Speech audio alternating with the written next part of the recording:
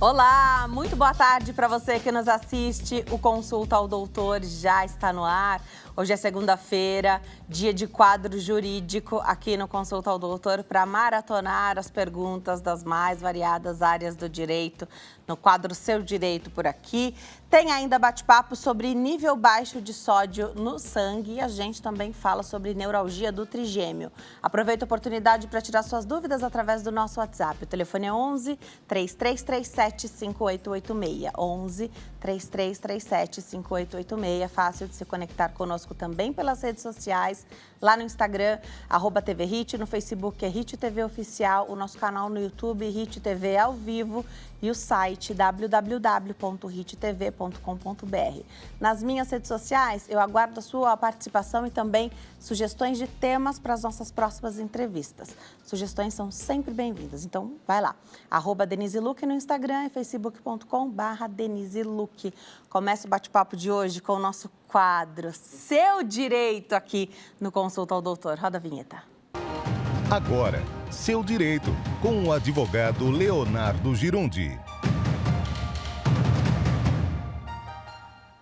E ele já está aqui conosco, o doutor Leonardo Girundi, nosso advogado. Doutor, que alegria tê-lo aqui. Obrigada mais uma vez. Grande privilégio. Para mim é uma alegria começar a semana assim, né? Bem, falando do seu direito, do seu direito. É um excelente início de semana para todos, né? E nada melhor do que fazer aquele tirar dúvidas, E é né? legal, hoje fiquei sabendo aqui no corredor que lá no e-mail tá cheio de perguntas, que acharam lá várias perguntas. Então isso é muito legal porque demonstra a sua participação no nosso quadro. Algumas já estão aqui conosco e, ao que parece, essa pergunta vem se repetindo. Sim. A gente separou uma pergunta aqui que é mais específica, mais longa. Eu vou dar um jeitinho de resumir aqui, sem citar as empresas, né? Então, não vou falar o nome de ninguém, de nenhuma empresa, que isso é importante também, né? Sim. O objetivo é tirar as dúvidas, é ajudar realmente.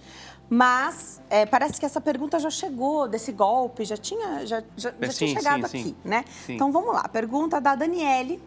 Ela diz: boa tarde, doutor Leonardo. Fui abordado por uma recrutadora com o número dos Estados Unidos. Aí ela disse que faz parte de uma grande rede aí de internet, uma empresa grande de internet, que todo mundo conhece.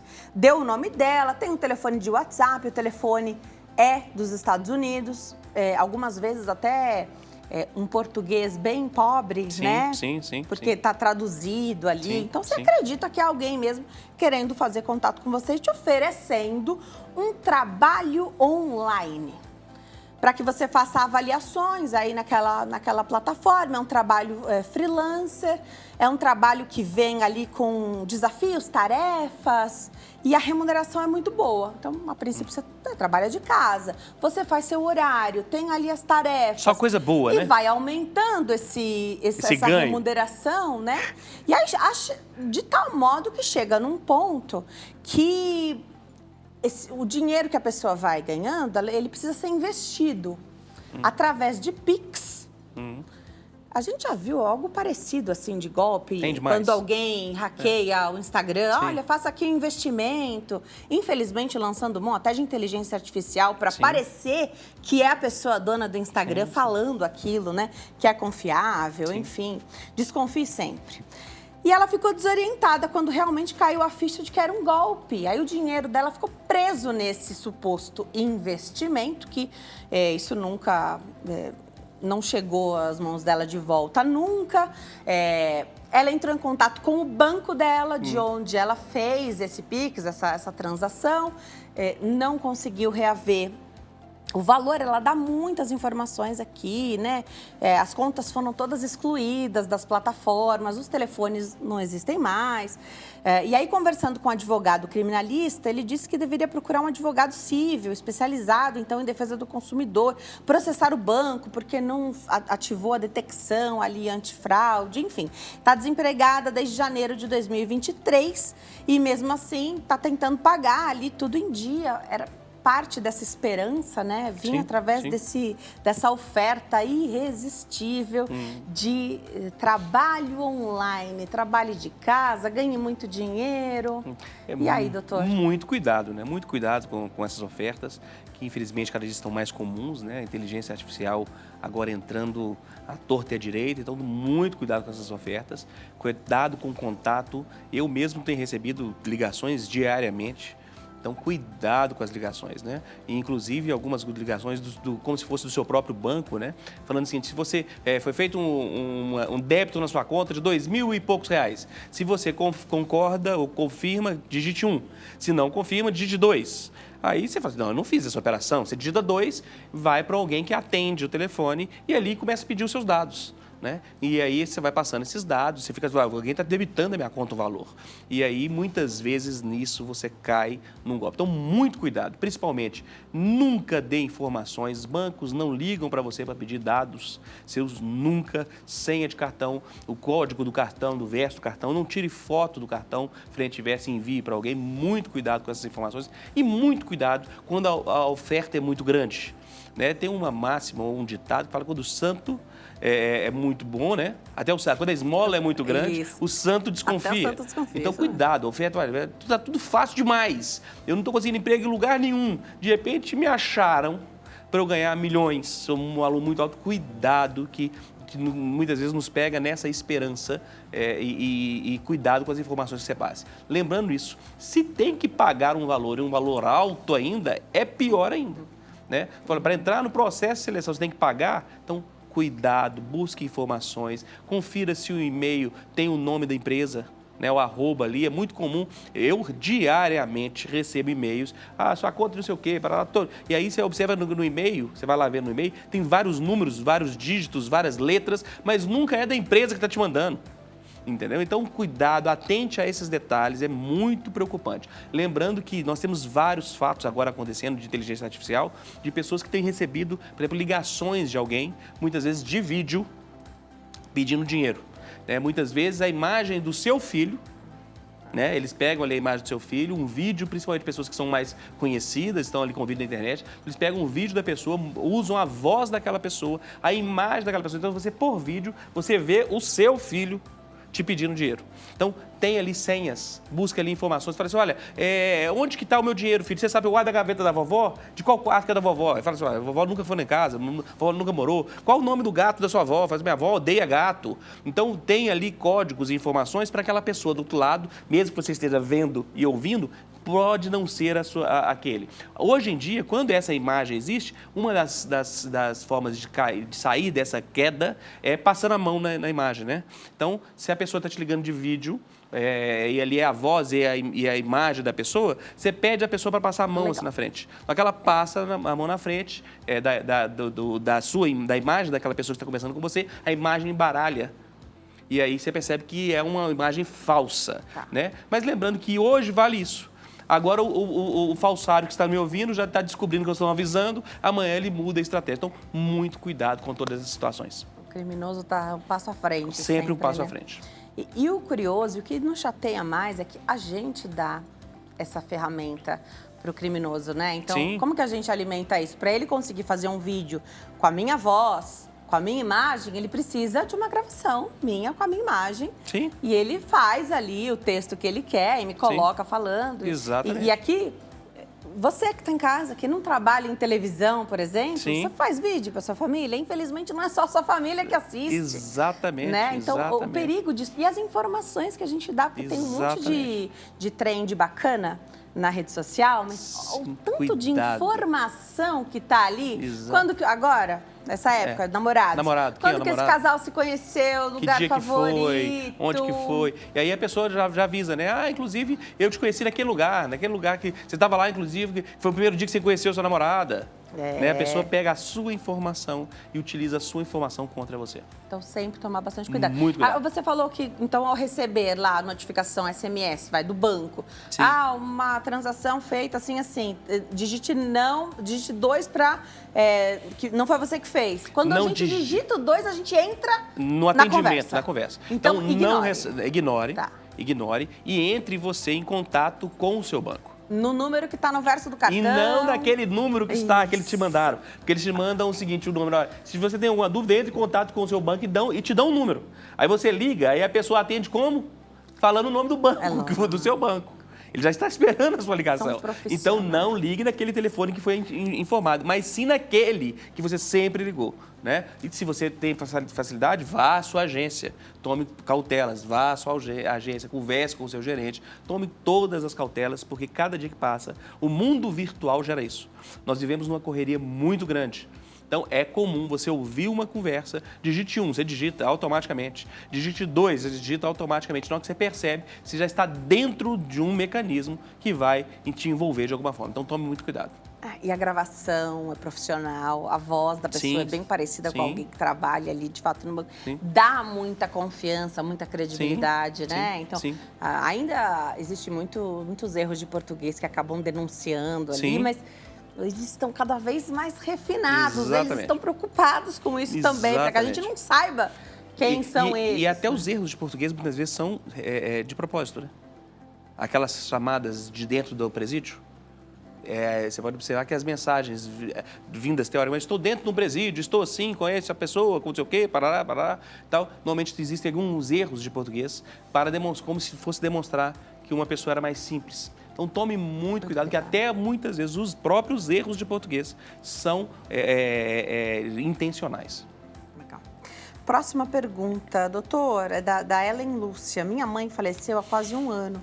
Alguns meses depois, fui informada que foram feitos empréstimos em sua conta salário aposentadoria, né? Que, com certeza, não foi ela que fez, nem autorizado por ela, porque eu era a única cuidadora dela. Só que a outra irmã, né, então, a outra filha dessa moça que faleceu, ficava com as movimentações bancárias dela. Então, tomava conta das movimentações bancárias dela. Como essa conta está em dívida e acrescida por juros altos, fui à delegacia fazer a denúncia, mas até o momento não tive retorno. Minha preocupação dessa filha, então, que sempre cuidou aí mais próximo dessa mãe, é que essa dívida acabe por chegar a mim. O que posso fazer?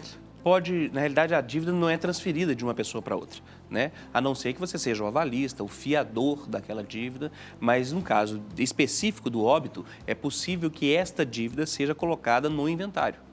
Tá? Então, o que é o inventário? Você faz a listagem ali dos bens que a pessoa deixou, né, para os seus herdeiros. Então, deixa crédito, mas pode deixar débitos. Então, fala, olha, deixou uma conta com 100 mil reais e uma outra com um débito de 10 mil reais, esse débito pode ser colocado no inventário para ser compensado ali. Então, você pode pagar através do inventário, por exemplo. Tá? Então, alguns cuidados são importantes. Lembrando que o inventário é necessário ser feito. Você tem um prazo legal para fazer o inventário até 60 dias após o óbito.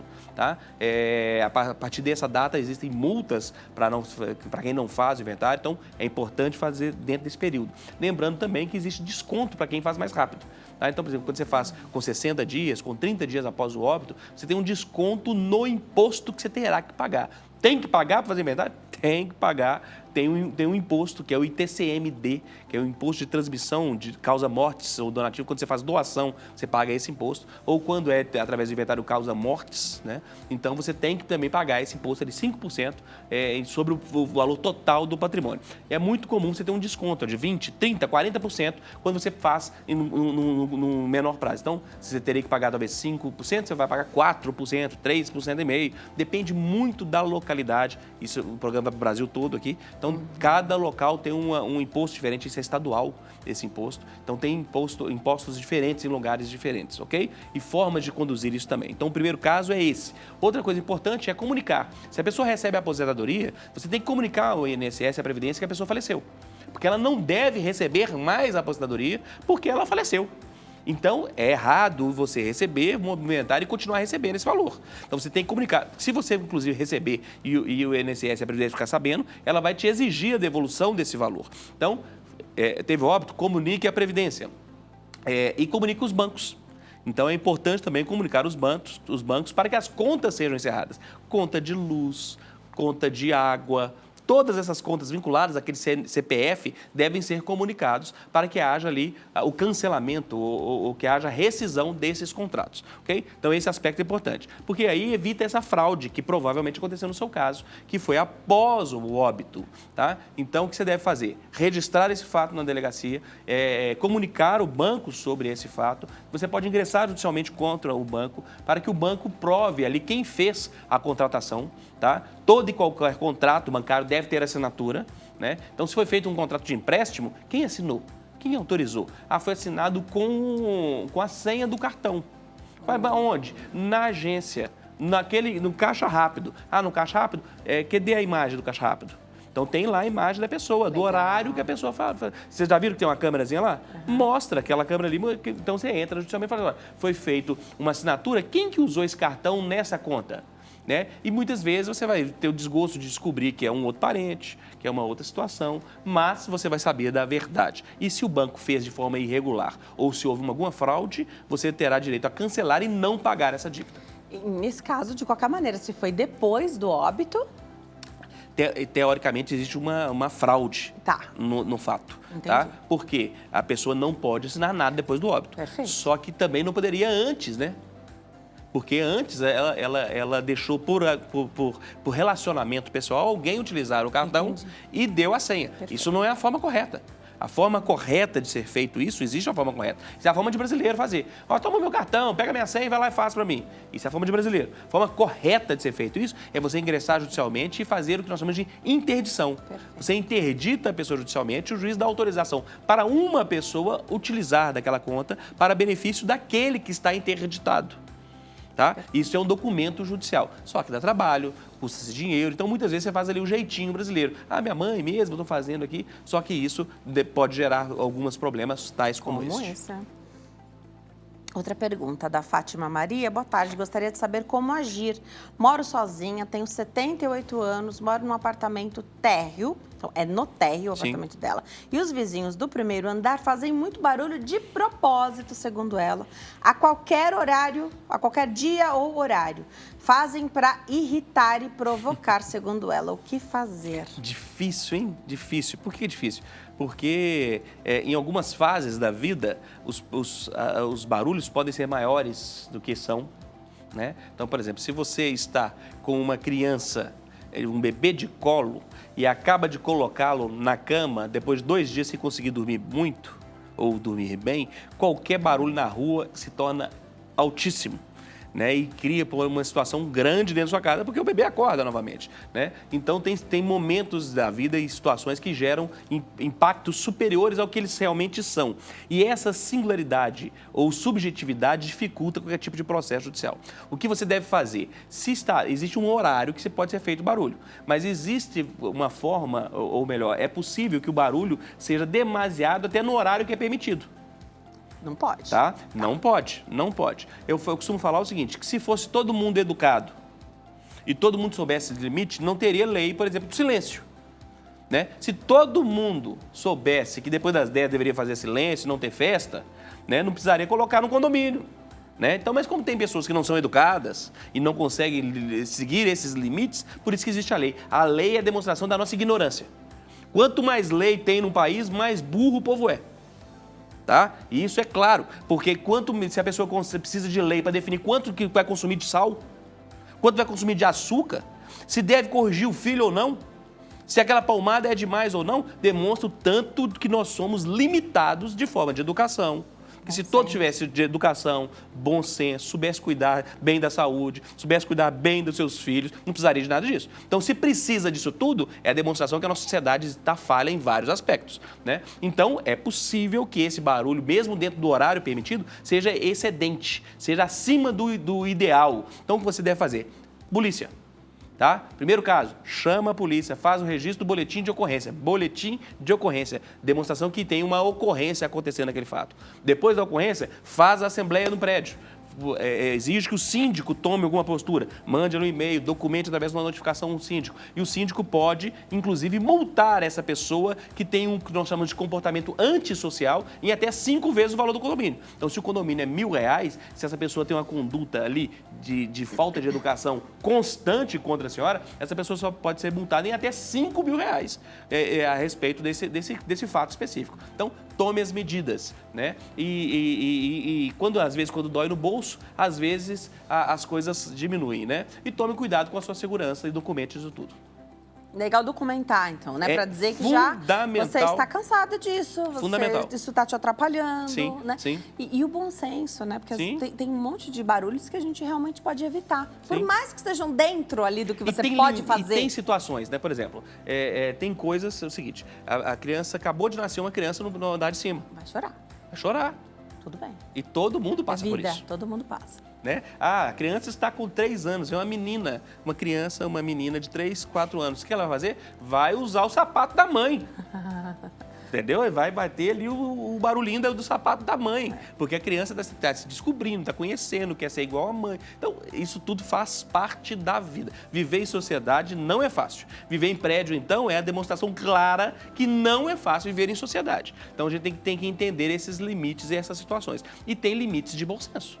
Fala assim, olha, tá demais, tá fora do normal, né? É impossível, festa todo dia. Ninguém consegue conviver com alguém que faz festa todo dia, né? Se fosse, não, festa só da família, são 5 moradores, são 5 festas por ano. Mas não, lá tem todo dia. Ninguém consegue sobreviver a essa situação. Então, tem limites. Aí, quando ela fala que é de propósito, né? Que ela possa explicar isso também, né? E por isso que eu falei do início da questão da subjetividade. É isso. É extremamente difícil provar que é de propósito. Perfeito. Perfeito. É de propósito, não tem como provar, a não ser que essa pessoa tenha te mandado uma mensagem. Né? Ela mandou para o seu WhatsApp. Vou fazer barulho mesmo. Você vai ver o que eu vou fazer a partir de agora. Mensagem. Aí você tem uma prova documentando legal. ali. E, inclusive, isso é crime. Além de você ter direito a indenizações por danos morais e outras coisas mais, se ele documentou falando que vai te incomodar, isso é crime. Próxima pergunta. Boa tarde, me chamo Celita, de São Paulo. Ela tem um seguro, fala até o nome da seguradora, eu particularmente não conheço. Ela conta aqui que houve uma colisão com o veículo dela no dia 20 do mês 4. Logo em seguida, ela fez os orçamentos, enviou para a seguradora, fez tudo o que eles pediram em relação à documentação. Demorou mais de 1 mês para autorizar o veículo para ir para a oficina. Eles enviaram algumas peças paralelas que vão trazer prejuízo a ela e danos e desvalorização do veículo atual num curto prazo. O que fazer? Obrigada, Celita. É o tal barato sai caro, né? Se você não conhece o nome da seguradora, que eu também não sei qual que provavelmente é porque é pequena. Ou pode ser uma proteção automotiva, ou uma associação. Então, aquilo. Cuidado quanto à esmola é muito grande. Tome cuidado com essa situação. Se você cumpriu a sua parte do contrato, daquilo que foi determinado, e o prestador de serviço não cumpriu com a parte dele, ou quer colocar sobre você um peso que não é seu, tá? Porque se você tem direito sempre a peças novas. Não se coloque em carro peças recondicionadas, porque isso afeta a segurança e afeta o valor do veículo, tá? Então, tome muito cuidado com isso, exija o seu direito. Se eles não estão cumprindo ou querem te exigir algo que está além do limite permitido por lei, ingresse judicialmente. O caminho é esse. Documente que você não concorda, explique que você não quer que seja feito assim e dê um prazo, tá? Eles cumpriram, teoricamente, o prazo legal de 30 dias para solucionar o caso. É o prazo que a lei determina que assim seja feito.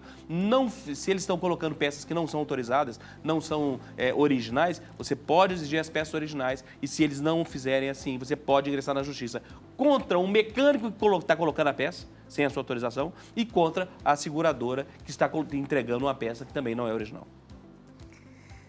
Mais uma pergunta. Olá, Denise, boa tarde. Tudo bem? Gostaria de saber do Dr. Leonardo se uma criança de 3 anos dentro do espectro autista precisa esperar a carência do plano de saúde de 6 meses para voltar a fazer o tratamento com o médico. Obrigada, Deus abençoe. Obrigada pela pergunta.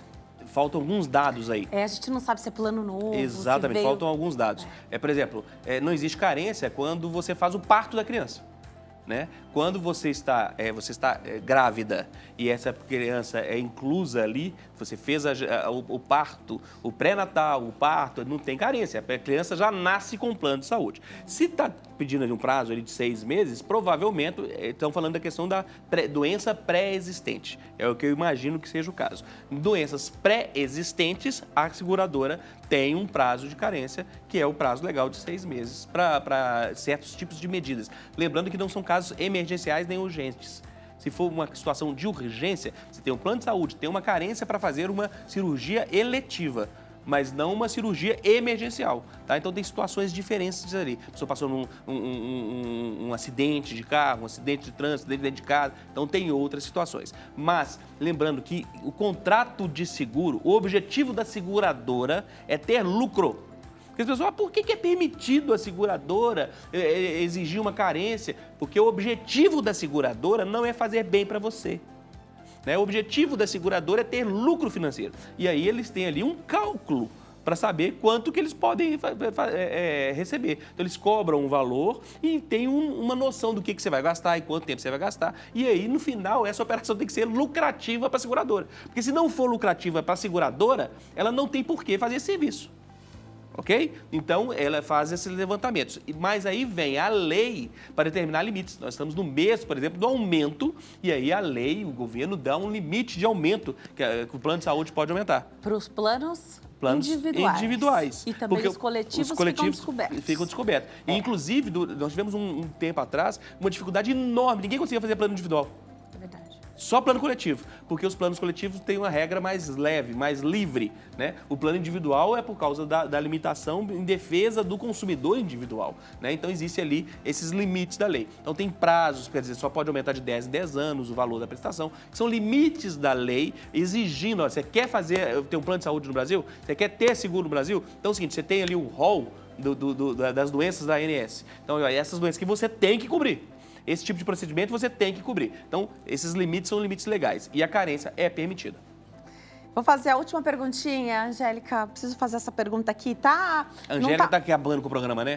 Angélica. Precisa ir para o intervalo, mas eu ainda tenho essa perguntinha. Vamos lá. E, ó, não param de chegar perguntas. Já tem mais de 10 perguntas lá esperando para serem respondidas. Angélica, aguarda que a gente faz essas perguntas semana que vem. Já começa com elas. Guilherme, de Jaboatão dos Guararapes, Pernambuco. A pergunta está confusa, mas eu vou fazer ainda assim. É possível uma decisão irregular de uma assembleia de condomínio ser validada por um juiz pelo fato da decisão ter sido acatada irregularmente por alguns condôminos? Então, de repente, não foram todos, não deu a maioria, não deu o que precisava. Deve ser demonstrado isso no processo judicial. Se o juiz foi conduzido a erro, levado a erro, é possível que isso aconteça, porque o juiz, nós falamos no direito que o juiz só sabe aquilo que está no processo. A gente fala o seguinte, tem uma máxima no direito que ele fala assim, aquilo que não está no processo não está no mundo.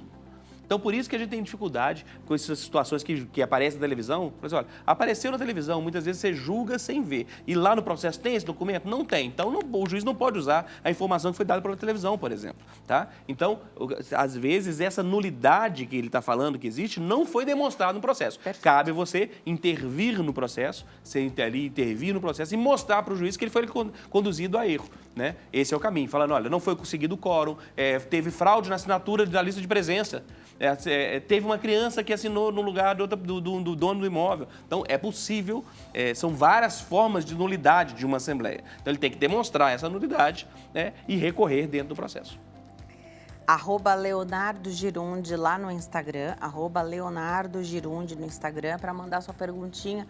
Qualquer dia da semana, já anota aí, seudireito@rittv.com.br. Elabora sua pergunta, coloca as informações que você acha necessário, que a gente traz aqui para te ajudar. Doutor, obrigada por ter vindo mais uma semana aqui conosco. Sempre assim. Sempre diferente, uma né? aula, né? E sempre diferente, nunca é igual, né? É legal, verdade. porque semana passada não tem nada a ver com o que aconteceu hoje. É verdade, nenhum assunto repetido. Nenhum assunto repetido, isso é muito Obrigada legal. por ter vindo, uma isso excelente porque o seu semana. programa vai para muitas casas, Isso é no maravilhoso. Brasil todo. Né? Então, tem que agradecer pela confiança de todos que estão nos ouvindo. E a gente é muito carente dessa explicação jurídica É verdade, fácil, né? é verdade. Sempre falo aqui, te elogio. Que bom que a gente Obrigada, pode ajudar. viu? Sempre um privilégio servir. Volte sempre.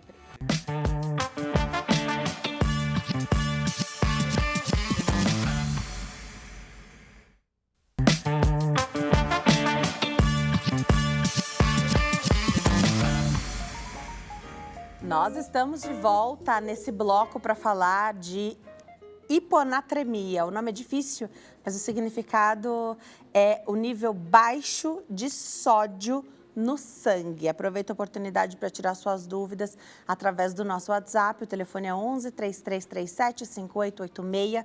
Nossa convidada é a doutora Maria Júlia Araújo, nefrologista. Doutora, que alegria te receber aqui. Obrigada por ter vindo. Obrigada a você pelo convite. Acho que eu nunca havia falado sobre esse assunto. E a gente costuma falar tanto, deixa eu ver quanto tem de sódio nesse alimento. Tem muito sódio, então evite alimentos que tem muito sódio. E nunca havia passado assim na cabeça que tem que ter algum nível, tem um nível certo, um nível adequado de sódio no sangue. Então, para começar, aliás, a gente já tinha perguntado isso e feito essa reflexão para a doutora, mas eu vou tornar isso público. Esses níveis no sangue de sódio que a gente vai falar aqui, tem ou não tem a ver com a nossa ingesta de sódio? Ótima pergunta. Quando a gente fala de distúrbios do sódio, vem à cabeça, você está falando daquela substância, você vai achar que aquela substância ela está em menor quantidade no corpo, né? Hiponatremia, sódio baixo, sódio vai estar baixo. Mas, na verdade, os distúrbios do sódio, eles têm muito mais a ver com a quantidade de líquido que a gente tem dentro do corpo do que com a quantidade de sódio em si. Porque você está falando da concentração de sódio. Então, muitas vezes, você tem até uma quantidade total de sódio normal, mas a concentração está baixa porque ele está diluído, tem muito líquido lá dentro. Então, geralmente, quando a gente fala de distúrbio do sódio, a gente vai falar muito mais de distúrbio dos líquidos, entendeu? Então, não tem a ver, geralmente, com o que a gente ingere. Em alguns casos, o tratamento é ingerir mais sódio. Então, às vezes, manda fazer umas cápsulas de sal. Imagina, a gente fala tanto que o sal é o vilão, não pode comer sal, tira o sal da comida. Então, em alguns casos bem específicos, a gente pode até mandar fazer uma pílula de sal, uma cápsula, para você ingerir e deixar esse sódio melhor. Mas, assim, nem sempre é esse o tratamento e, no geral, é a água que está a mais do que o sódio que está a menos. E esse a mais é através de um inchaço que a gente percebe ou não tem nada a ver? Pode ser. Na verdade, eu vou tentar explicar para ficar mais fácil assim, mas a gente divide em 3 pontos, assim. Quando a pessoa está com excesso de líquido no corpo, e aí são as pessoas que têm insuficiência cardíaca, o coração não bate muito bem, então acumula líquido, ou as pessoas têm insuficiência renal, o rim não funciona tão bem, acumula líquido, então fica um excesso de líquido, ou as pessoas têm problema no fígado, que também tem mais líquido no corpo, e aí fica muito líquido e esse sódio fica mais baixo. Então, esse é um bloco, vamos dizer assim, de causa de sódio baixo. Tem o outro que você tem menos líquido, na verdade. Na hora que você perde líquido pela urina, tudo, você está perdendo sódio junto. Então, você vai perder os dois muito e aí o sódio vai ficar mais baixo. Então, você teria que repor líquido com sal, não só o sal sozinho, né? Você reporia os dois para deixar tudo certo. E tem uma causa que seria a causa do meio, que não nem é mais líquido nem menos líquido que inicia isso. É porque você produz um hormônio a mais, que se chama hormônio antidiurético. E aí esse hormônio faz com que sua urina excrete mais, não excrete água. Então, acumula mais água no corpo, mas aí você compensa fazendo mais xixi, saindo mais sal, e aí fica menos sal no corpo. E aí isso pode ser causado tanto por algumas doenças que fazem você produzir mais esse hormônio, ou por algumas medicações. Vamos começar então das medicações, porque a gente tem uma situação que muitas vezes a pessoa não sabe, o paciente não sabe nem para que servem os remédios que ele toma. E se tem algum que ele precisa tomar para compensar algo que um remédio vai trazer ali de efeito colateral, se ele não sabe nem para que servem os remédios, ele fala assim, aqui acho que não sei para que serve, vou parar de tomar. De repente era o que ia compensar. Enfim, isso é um problema, o médico avisa, precisa avisar se é um desses medicamentos que podem trazer essas questões de baixa de sódio? O importante é avisar, né? Toda medicação que a gente vai tomar vai ter algum efeito colateral, né? Não existe medicação inócua que só vai fazer aquela coisa boa que a gente quer, né? Então, o ideal é avisar, né? Por exemplo, idoso, né? Um paciente mais velho que toma um antidepressivo, né? Tem vários antidepressivos que são muito comuns hoje em dia, a prescrição, que podem causar baixa de sódio. Então, às vezes, o paciente está tomando aquela medicação, não foi avisado, ele fica confuso e não sabe o que está acontecendo. Quando vai fazer o exame é porque o sódio está baixo por conta do remédio. Então, o ideal é que toda medicação que o médico for prescrever, ele alertar o paciente do que pode ocorrer de efeito colateral, né? Porque aí, se alguma coisa estiver dando errada, você já vai pensando que pode ser aquela medicação, enfim, já se antecipa ao problema, né? Perfeito. Isso que você falou, quando tem o excesso de líquido no corpo, que pode vir através de uma sensação ali de inchaço e de você observar mesmo o inchaço ali no corpo, drenagem linfática não ajudaria? Não ajudaria no problema do sódio. Pode ajudar, porque a drenagem linfática ela vai mais nos vasos linfáticos, enfim, né? Que é quem vai acarrear aquele excesso de líquido que está no corpo para o resto, né? Então, assim, aquele líquido ele não vai sair dali com a drenagem linfática. Ele só vai ficar melhor distribuído, vamos dizer assim. Tá. Mas no volume total ele vai estar lá. Então, não vai interferir nisso, não vai ajudar. Se der uma melhora de conforto, muito que bem, mas que não Tudo é bem, o que vai mas resolver que não é o que vai resolver a questão, exatamente. E um diurético, por pensar que se você está com excesso de líquido, um diurético, dependendo da situação que a pessoa tem, se já tem um problema renal, também poderia não ser muito indicado. Depende de onde a gente acha que está vindo aquele distúrbio de sódio, né? Após a análise, em alguns casos o diurético pode ser o tratamento, inclusive. E para fazer essa análise, você precisa do quê? Então, como é que esse paciente chega até você? Primeira questão. Geralmente é paciente que está internado ou no consultório, às vezes, a gente pega também, né? Geralmente vem encaminhado, sei lá, o cardiologista fez os exames e viu que tinha um sódio baixo, encaminha para a gente ver. Ou o paciente internado. Então, o primeiro exame para você dar o diagnóstico é o exame de sangue da dosagem do sódio. Então, tem lá um valor de referência, geralmente é entre 135 e 145. Se está abaixo daquilo, você tem o diagnóstico de hiponatremia. E aí, tem exames a mais que você faz para ver qual que é essa situação que a gente falou, se tem líquido a mais, se tem líquido a menos, né? Se está saindo muito na urina, se não está. Então, geralmente, você faz um exame pareado de sangue e de urina para dosar o sódio no sangue e na urina. E a osmolaridade, é uma palavra mais difícil, mas enfim, tem a ver com isso no sangue e na urina. E através dessa combinação, aí vai lhe levar mais por um caminho ou por outro. E também a história do paciente, né? Então, é um paciente que chega para você, que já era acompanhado por um cardiologista, já tem uma insuficiência cardíaca, né? Já tem um diagnóstico desse problema no coração. Então, você sabe que já tem isso aí por trás e aí você já consegue tratar pensando nisso, né? E a lista de medicações que o paciente toma, né?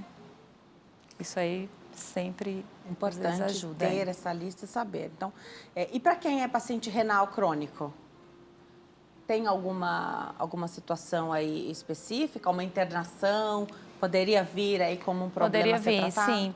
Tanto existe vários tipos de diuréticos. E os diuréticos, eles podem, dependendo do tipo, aumentar ou diminuir o sódio. Perfeito. Então, é às vezes comum a gente pegar paciente que usa hidroclorotiazida. Clorana é um diurético muito comum, muito prescrito, muito para hipertensão arterial, para paciente que tem pressão alta, né? E ele baixa o sódio. Para isso, porque ele de faz outro tipo de... Exatamente. Então, às vezes, a gente pega o paciente e a única coisa que você faz é trocar um diurético pelo outro, num que vai aumentar o sódio, e aí está resolvido o problema, né? Então, esses pacientes que têm problema no coração, que têm problema no rim, você tem que sempre fazer um controle periódico dos eletrólitos, não só do sódio, mas de potássio, de magnésio, de cálcio, para você saber como é que está, porque as medicações podem interferir em tudo isso. E aí você vai ajustando de acordo com o que o paciente precisa. Esse nível baixo de sódio no sangue, se não tratado, ele poderia provocar quais outros sintomas, quais outros problemas? Principalmente da confusão mental, o paciente fica mais sonolento, né? Mas dependendo de um nível muito baixo, pode dar até convulsão, né? E pode dar convulsão, o paciente entrar em coma, né? Se você deixa um nível muito baixo, não tratado. Então, distúrbio neurológico dá muito. E assim, o sódio, a gente fala do sal como ruim, mas assim, tudo tem que estar no ponto. E o sódio, ele é essencial para várias coisas que acontecem no organismo, várias reações, vários, né, funcionamento de órgãos, enfim. Então, você tem que ter... Não consumir nenhum sal também não é bom. É que, claro, depende do caso. Se a pessoa tem muito, mas pensar nas pessoas saudáveis e normais. É bom você ter. Até você porque é muito difícil a gente não consumir nada nenhum. De sal, né? Né? Isso, perfeito. A gente fica sempre lutando contra o excesso, na verdade. No dia a dia, por conta da alimentação que o brasileiro tem, né? E hoje em dia, a gente consome muito produto ultraprocessado, muito, né, alimento ultraprocessado. Então, o sal aí, a carga vai estar grande. Então, é difícil a gente pegar alguém que não coma sal nenhum, né? Algum tipo de dieta específico? Poderia precisar de um suplemento de sódio ou que não fazer o que está correto ali poderia mandar embora o sódio do nível normal e aí ficar faltando? Dieta em si não, mas, por exemplo, a gente tem às vezes uns casos de hiponatremia de pacientes psiquiátricos, vamos dizer assim, que tem avulsão por tomar muito líquido. Então, assim, toma 7, 8 litros, 9 litros de água por dia, entra muito líquido no corpo e aí o sódio cai. Ou paciente que bebe muita cerveja, muita bebida alcoólica, que vai inibir aquele hormônio também. E aí vai ter menos também.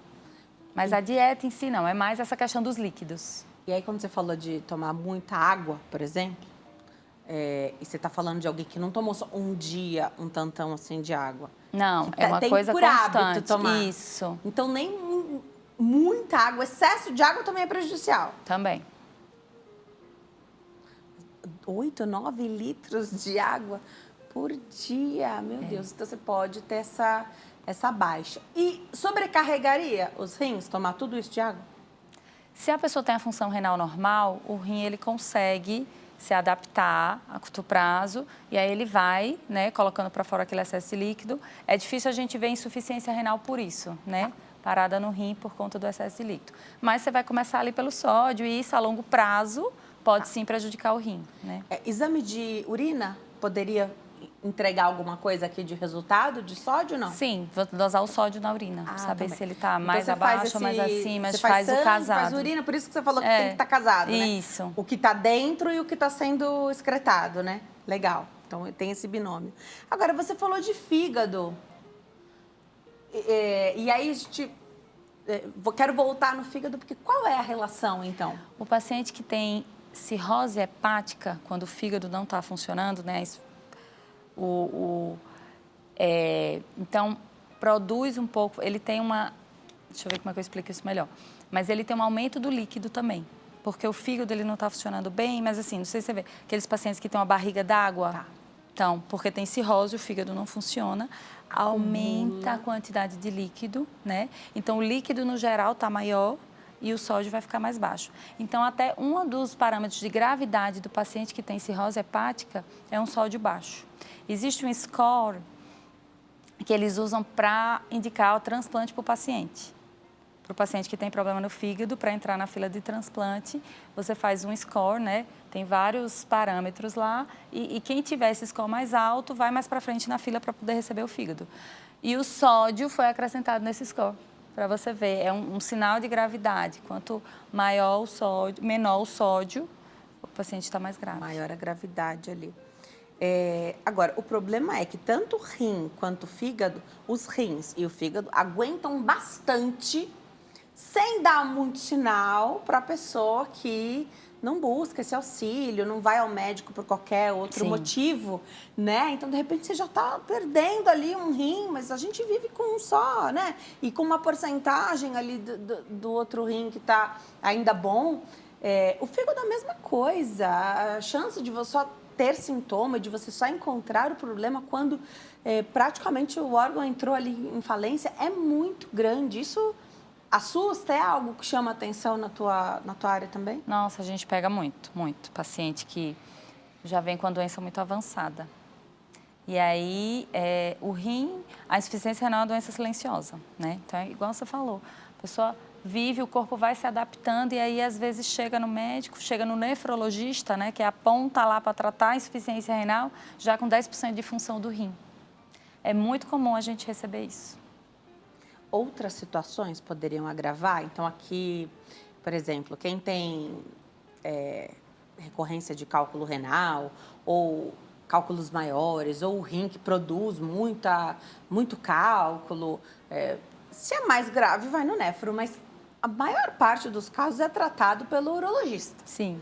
Então, está represando esse grupo que só vai te procurar se o caso tiver mais avançado. Costumam ser pessoas que, então, já vão ficar mais ligadas ali, mas às vezes é uma coisa do organismo. Já produz, e aí às vezes pode ter uma restrição ou uma orientação diferente quanto ao consumo de alimentos, alimento e bebidas, porque no alimento, não tomei um copo de água, mas o alimento tem água, né? Certa vez eu conheci uma pessoa que estava na fila para o transplante de rim e ele tinha, a água era super limitado, não podia tomar assim muita água. Quando a pessoa tomava água era um fundinho de copo assim.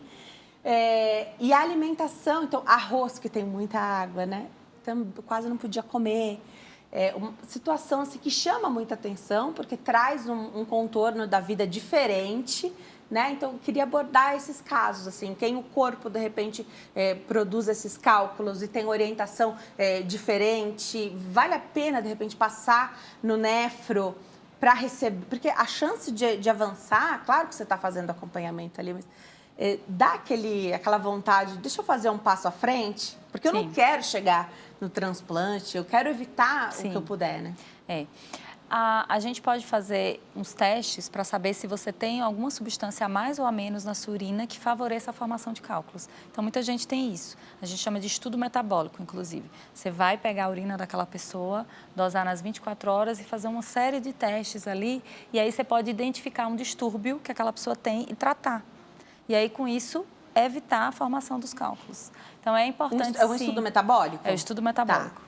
Então, vale a pena fazer o estudo metabólico, né? Vale sempre. E aí, às vezes, a gente consegue dar uma medicação que vai controlar aquilo e aí vai evitar que você tenha novos cálculos, entendeu? Além, claro, das mudanças de estilo de vida, né? Alimentação, atividade física ajuda também, mas você pode também ter um tratamento medicamentoso para aquilo, para evitar que tenha cálculo. E a gente pega, às vezes, muita gente que não sabe, não fez. Eu tive uma crise, tirei o cálculo e pronto. Aí daqui na frente vai e tem outro. E não pesquisa para saber por que você está formando tanto cálculo, né? Qual é o distúrbio que está por trás disso? E se você puder evitar essa dor horrível, né?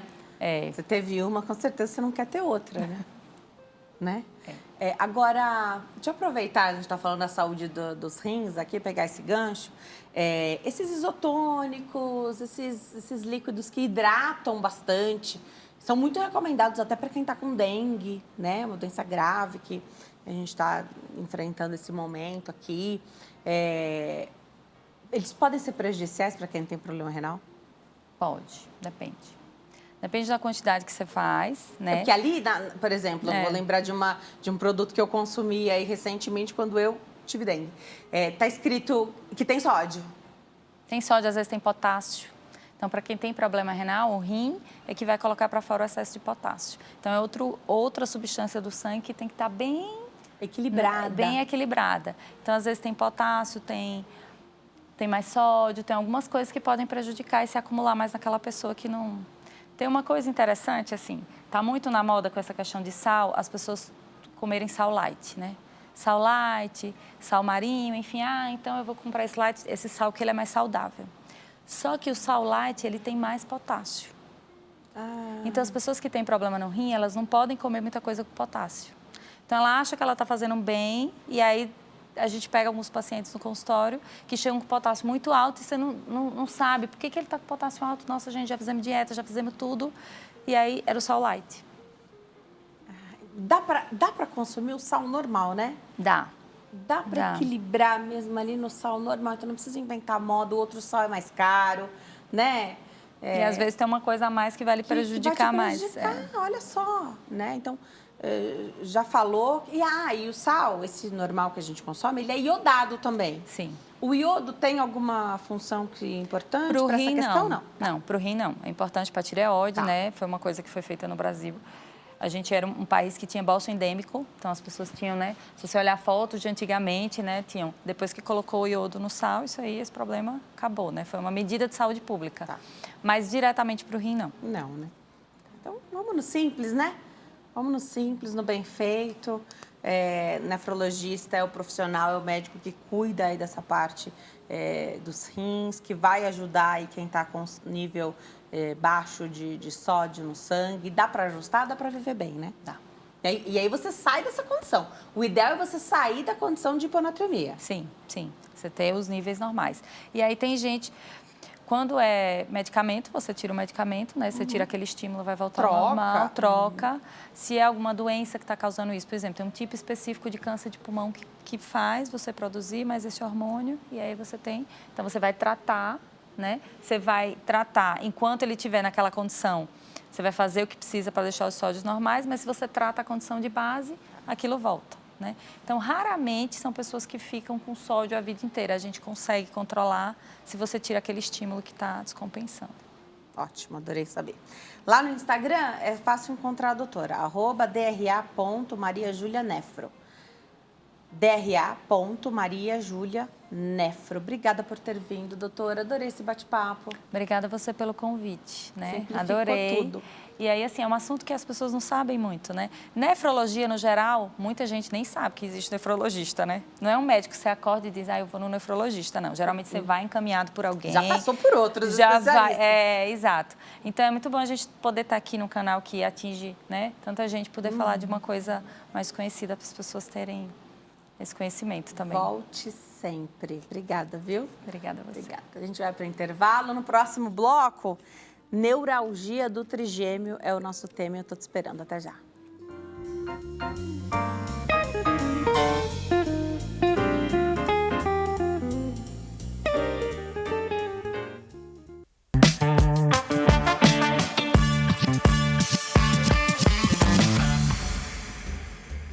Nós estamos de volta nesse bloco para falar de neuralgia do trigêmeo, aguardando a sua participação através do nosso WhatsApp. O telefone é 11 3337 5886. Nesse bloco, o nosso convidado é o Dr. André Mansano. Ele é médico intervencionista da dor. Que prazer te receber aqui de novo, doutor. Obrigada por ter vindo. Obrigado, Denise. Eu que agradeço. Se a gente pudesse ranquear as dores... Neuralgia do trigêmeo, tá onde nesse ranking? Se a gente puder ranquear, a pior dor é aquela que a gente sente, né? É verdade. Mas, de forma geral, a neuralgia do trigêmeo é considerada uma das piores, né? É até conhecida mundialmente como a doença do suicídio, porque o sofrimento que ela causa é muito, muito intenso. Tem um início, como que essa dor começa? Como é que esse problema começa? Porque a minha questão é sempre assim, se você buscar ajuda rápido, será que vai sofrer, a dor fica menos intensa? Dá para ter um start de entender essa dor, que é facial, né? É facial. Então, primeiro, vamos caracterizar a doença, né? O nervo trigêmeo, ele recebe esse nome trigêmeo, é um nervo que fica na cabeça. Nós temos um de cada lado. E ele recebe o nome trigêmeo porque ele tem 3 ramos. Então, um ramo inerva a parte aqui de cima do rosto, o segundo ramo do meio e o terceiro a de baixo. Né? E acontece na neuralgia do trigêmeo um curto-circuito desse nervo. Então, o paciente sente choques no rosto. São choques que duram frações de segundos a alguns minutos. Claro, existem intensidades diferentes entre os pacientes. Há quem sinta choques fracos e há quem sinta choques muito, muito fortes. Então, assim, os primeiros sinais, de fato, são pequenos choques na região do rosto, usualmente de um lado só. Diferente de uma dor de cabeça, diferente de outro tipo de dor aí que a pessoa possa já ter sentido antes. É completamente diferente, porque elas são crises muito agudas, muito rápidas de dor e no rosto, né, que já é um local muito pouco provável da gente sentir dor. Algum sinal de que isso vai acometer a pessoa? Então, comecei, qual que é o relato? Comecei com uma dorzinha mais aqui localizada, antes de vir esse curto-circuito, essa coisa mais intensa? Não avisa. Não avisa. Não dá aviso essa dor? Não dá aviso. Tá. Ela vem de repente. Então, pode ser um caso de procurar o pronto-socorro. Sim, usualmente é. Usualmente é, porque a dor é muito intensa. Vai tomar um remedinho, não vai funcionar.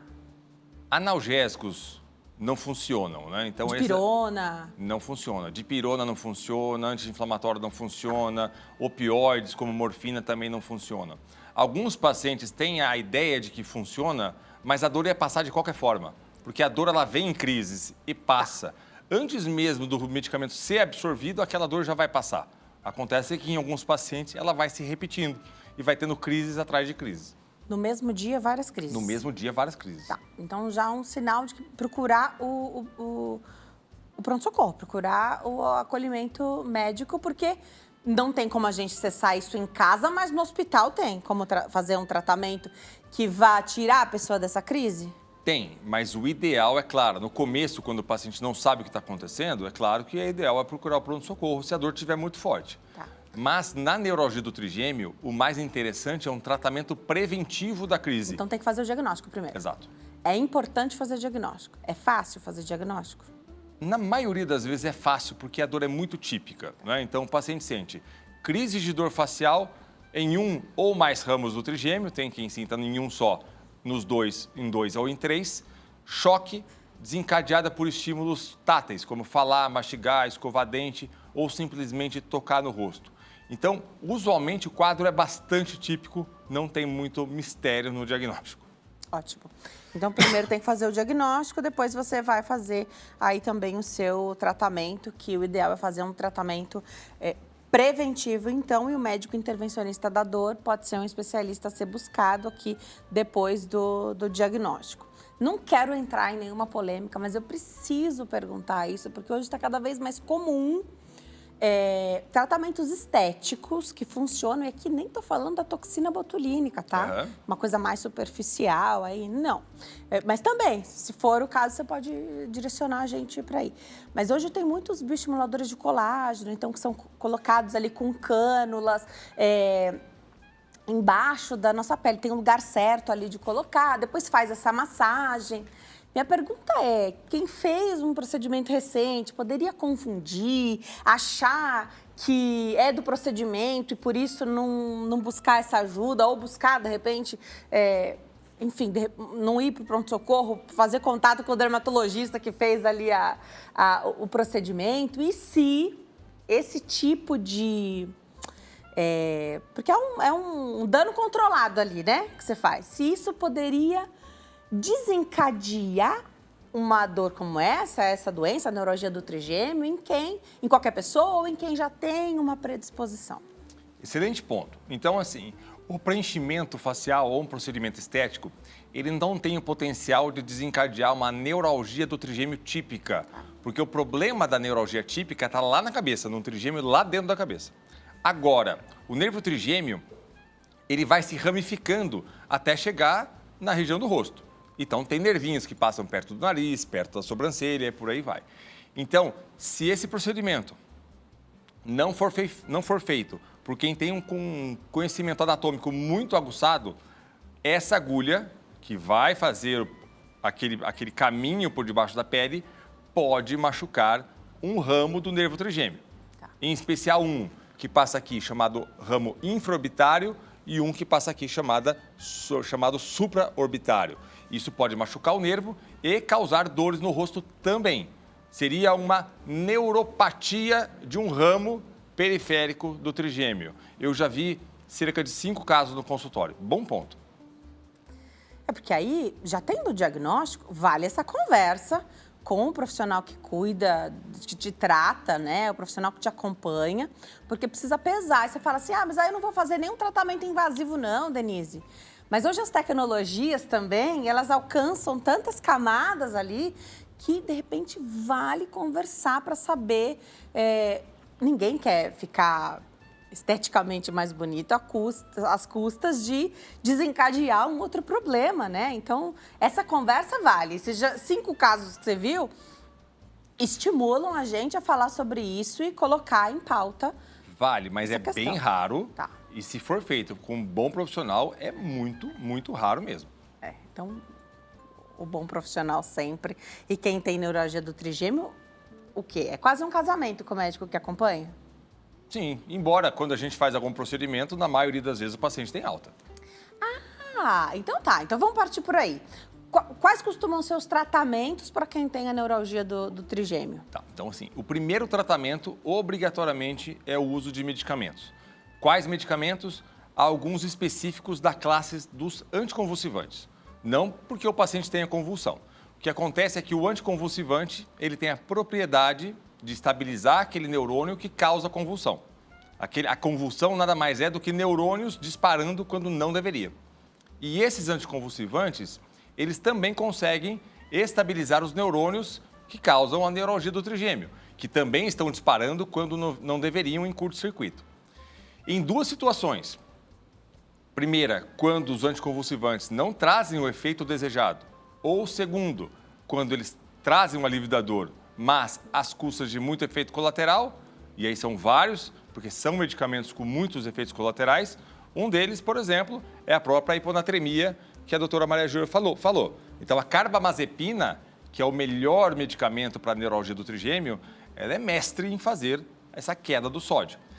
Então, nessas duas situações, nós avançamos no tratamento. Então, nós utilizamos procedimentos minimamente invasivos ou, eventualmente, uma neurocirurgia para descomprimir o nervo trigêmeo. Faço um parêntese. Em alguns casos, em 50% dos casos, o problema é um vaso sanguíneo comprimindo o nervo, causando um desgaste na camada protetora. Nessa situação, é possível fazer uma neurocirurgia, é claro que dependendo da idade do paciente e do risco da cirurgia, a gente não faz isso, mas é para afastar essas duas estruturas e colocar uma esponjinha no meio. Essa é a cirurgia descompressiva. Quando o paciente é um pouco mais idoso ou tem algumas doenças que aumentam o risco da cirurgia, nós optamos pelos tratamentos intervencionistas minimamente invasivos, dos quais nós temos 2 exemplos extremamente interessantes. Primeiro é a radiofrequência. Como funciona a radiofrequência? Nós sabemos e nós localizamos um orifício ósseo por onde passa o nervo trigêmeo, através de um raio-x digital. Com o paciente dormindo, recebe um sedativo, nós colocamos uma agulha dentro do nervo trigêmeo. Por dentro dessa agulha é colocado um eletrodo. Esse eletrodo é ligado a um gerador elétrico de radiofrequência que emite uma corrente elétrica cujo objetivo é inativar o nervo. Eficácia acima de 95%. Então, é um procedimento extremamente interessante. E tem o outro procedimento, que é a compressão do trigêmeo por balão. Funciona de forma semelhante, mas ao invés de colocarmos um eletrodo, é colocado um catéter. Esse catéter é específico, tem um balãozinho na ponta. Esse balão é insuflado. Essa insuflação comprime firmemente o nervo trigêmeo. Ao comprimir, ele causa uma falta de sangue no trigêmeo transitória que inativa o nervo. Então, esses 2 procedimentos têm como objetivo inativar o nervo trigêmeo. Tá? Então, extremamente eficaz, por isso que na maioria das vezes, o paciente tem alta do ambulatório, do consultório. Ótimo. E aí não vai ter mais as crises. Essas crises, elas podem voltar no futuro, caso o nervo se reative. Tá, porque é possível fazer essa reativação. Exato. Mas aí pode fazer tratamento de novo. Pode fazer de novo. E ele se torna eficaz mesmo quando há essa volta depois de um longo período. Perfeito. Então, se chama de sucesso no tratamento, mesmo voltando, mas passando esse período aí mais longo, sem ter as crises. Tá. Perfeito. Esses 2 procedimentos que você falou, que são procedimentos intervencionistas, qual é o local? Onde é que você faz? Qual a estrutura que você precisa? E a incisão, por onde entra esse aparelhinho? Tá. A local, centro cirúrgico, obrigatoriamente, por 2 motivos. Primeiro, que o paciente recebe uma anestesia, uma sedação. Segundo, que eu uso um aparelho de raio-x digital, que nós só temos no centro cirúrgico, para localizar todas as estruturas. Não há uma incisão propriamente dita. É uma punção que ela entra lateral, aqui do lado do lábio, mais ou menos uns 3 centímetros ao lado do lábio, obviamente do lado que o paciente tem a dor. Eu vou perguntar também se no pós poderia trazer alguma deformidade no rosto, mas as crises poderiam trazer alguma assimetria ou pelo trabalho ali do nervo, um repuxo, uma sensação diferente ou uma fala diferente, puxar um pouquinho aqui a rima, por exemplo, não? Importante, o movimento facial, de mímica facial, sorrir, falar, franzir a testa, tudo isso, é de responsabilidade de outro nervo, não é o nervo trigêmeo, é o nervo facial.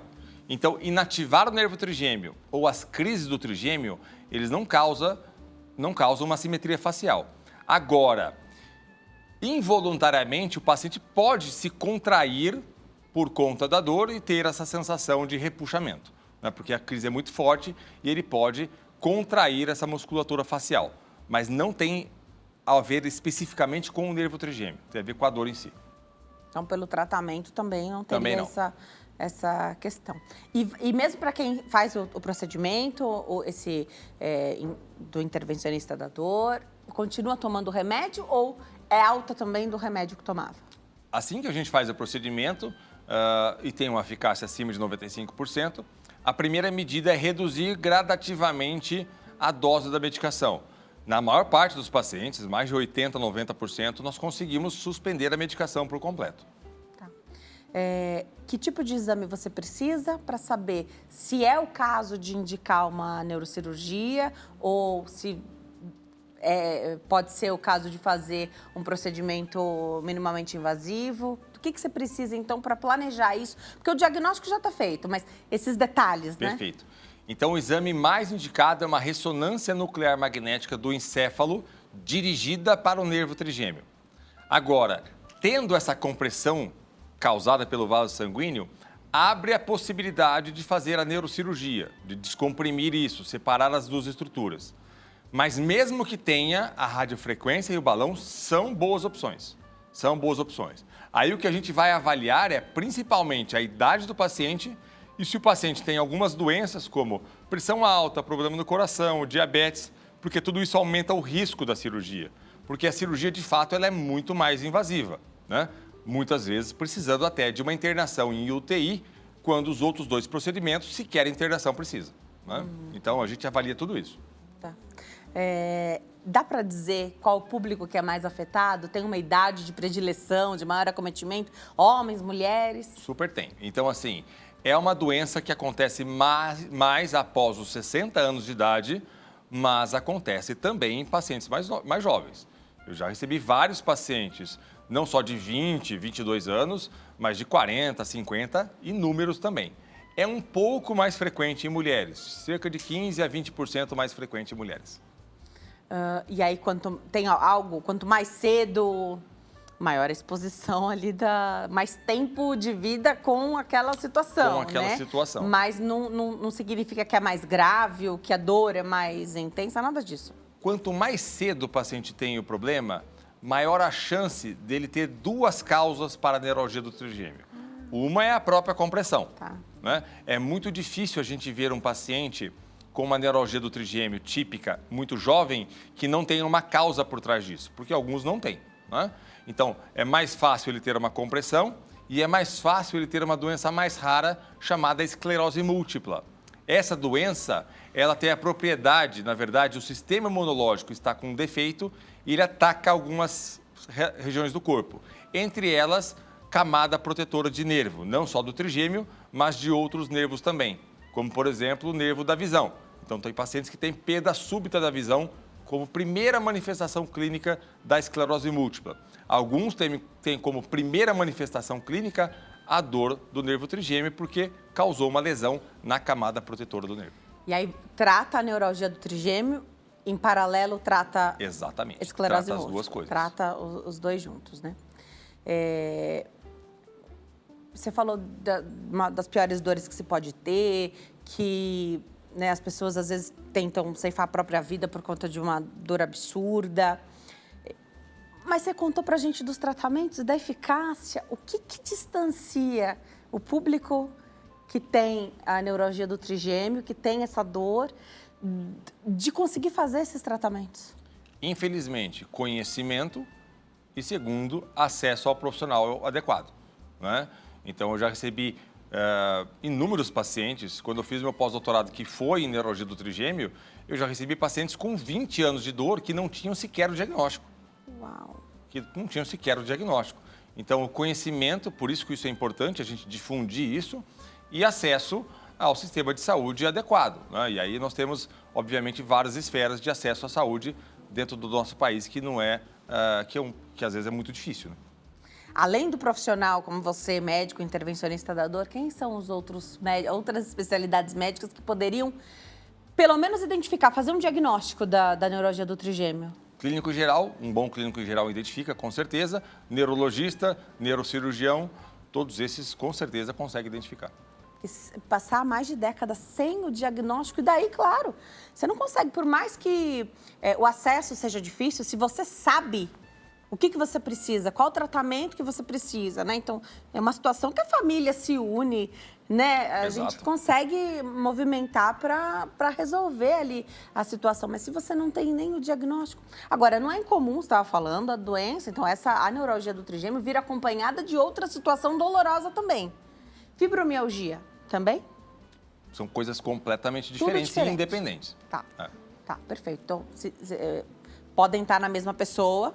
Mas porque- aleatoriamente. falando. Aleatoriamente. Exato. Agora, quem tem a neuralgia do trigêmeo tem naturalmente o limiar de dor é diferente? Não. Como em outras doenças dolorosas que a gente... Não, né? Não.